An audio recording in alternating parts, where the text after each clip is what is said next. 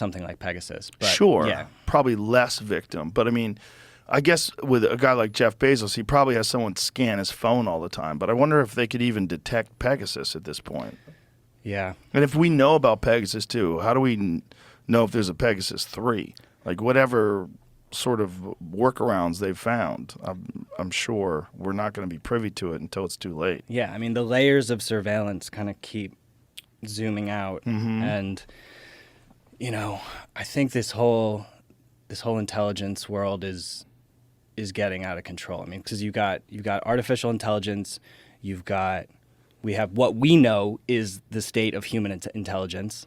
We then have what is speculated to be potential non-human intelligences. Yeah. Have you heard about this Arrow office that just came out? No. So Arrow, All Domain Anomaly Research Office, that in the NDAA recently, there's all these UFO pieces of language. And so, and Christopher Mellon, who you've had on, is kind of really knowledgeable about this. I learned a lot of this from him.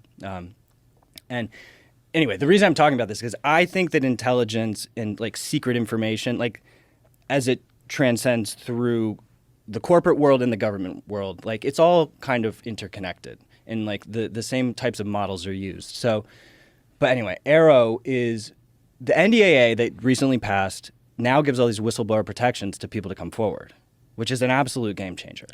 And Arrow is this new office that's like decently funded, I think like $11 million a year or something like that. And they're doing an audit, basically, of the government on these issues.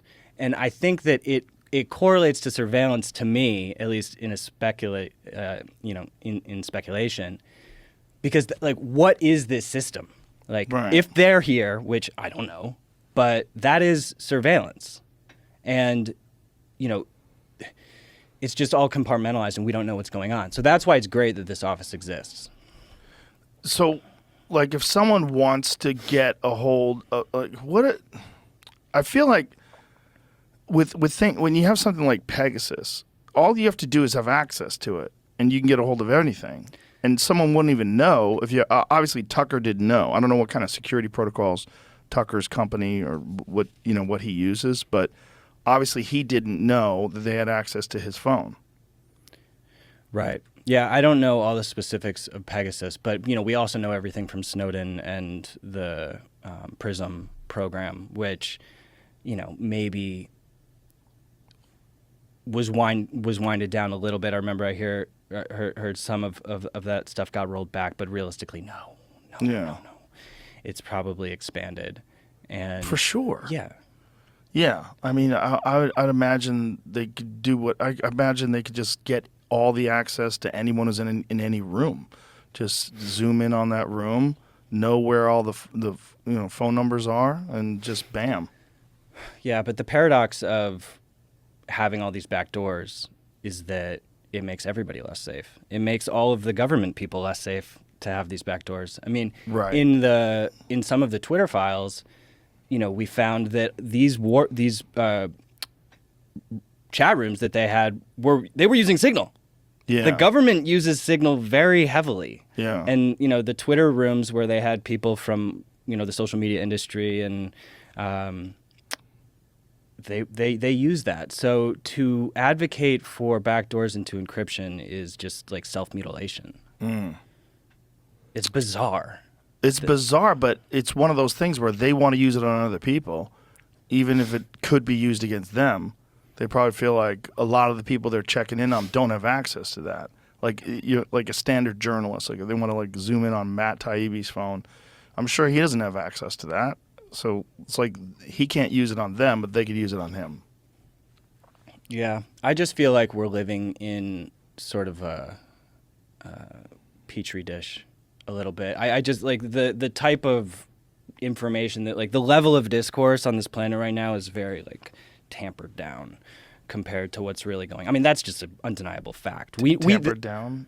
Yeah, I mean, there's and this is verified. I'm a fucking dork. I read the whole Wikipedia article just about top secret information and all the levels, and the U.S. government produces more classified information than non-classified information.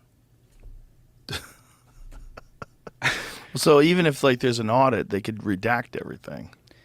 Yeah, and it's just all these different divisions and departments, and they all have their own protocols. So just getting a handle on it is, I mean, that's the first thing that has to get done. We have to, but not that we're even going to get the real information from there. Right. But then there's also the national security aspect of it. It's like, you have to have some things redacted because, of China and Russia. Like, you could just say that. And then. Yeah, that is the phrase that gets used. Sure. So. Because they have sad. A full, clamp down on their population. I mean, they limit the access to the internet. They're in it as essentially like China-based. VPNs are illegal. It's like, and they're trying to do that here in America. It's all backwards, yeah. With the Restrict Act, that is wild. It's getting nasty. 20 years if you use a VPN, which is hilarious. And it's managed by the Commerce Department. Unelected bureaucrats are the ones. See, TikTok's actually not named in that act. Right. They're just letting the Secretary of Commerce decide which apps. Yeah. That's insane. It's insane. So